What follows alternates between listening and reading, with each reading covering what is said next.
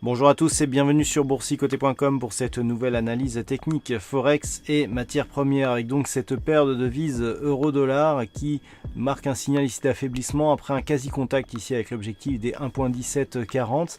Et bien les cours, après être revenus ici sur la moyenne mobile 20 exponentielle, reviennent sur la zone support ici des 1.1645. Donc pour l'instant, il ne s'agit que d'une phase de neutralisation de la dynamique. On peut constater ici qu'après ce dernier contact bol supérieur, on rebondit dans un premier temps sur la moyenne mobile 20 exponentielle, puis on revient ici chercher le support horizontal et la bande de Bollinger inférieure. Donc pour l'instant on neutralise la dynamique mais sans encore signal de retournement.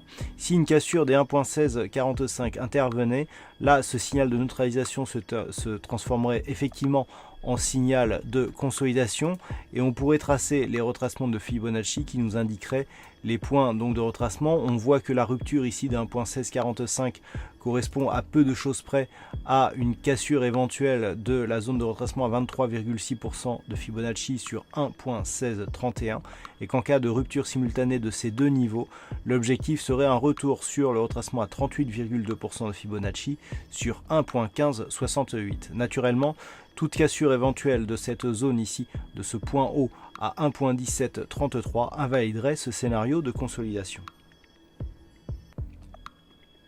L'or restait lui sur une dynamique plutôt haussière qui évoluait ici le long de ce support qui vient d'être cassé. Nous avions seulement deux points significatifs.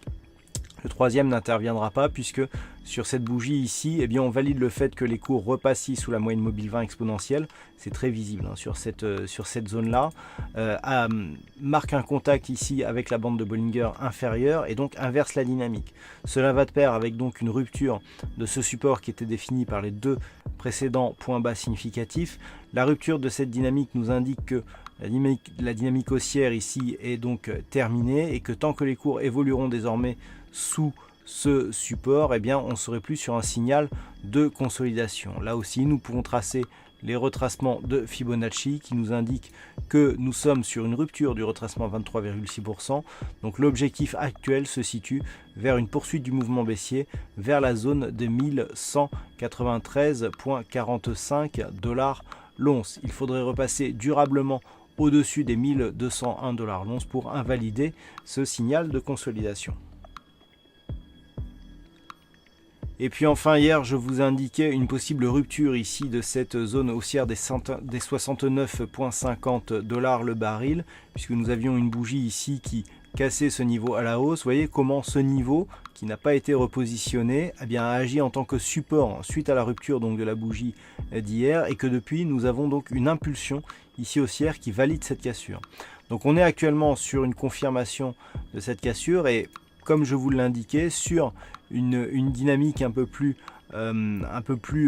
éloignée. On est ici sur une phase de neutralisation moyen terme. Le fait de repasser ici au-delà de cette zone nous place dans la partie supérieure du possible range d'évolution que nous donnait l'or actuellement. Donc on va mettre une pression ici sur les deux résistances prochaines qui se situent donc à 72,60 $ le baril et le précédent point haut ici qui se situe à 75,25. Donc tant que les cours restent ici au-delà des 69,50 $ le baril, l'objectif se situe ici sur cette zone des 72,60.